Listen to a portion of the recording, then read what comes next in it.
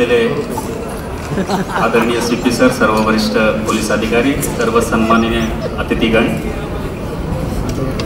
आज मी जी कविता सादर करतोय ती आपल्याला कल्पना आहे सर्वांना की एक महाराष्ट्रात अतिशय गाजलेला कार्यक्रम होता आयुष्यावर बोलू काही, आणि त्यामध्ये डॉक्टर सलील कुलकर्णी आणि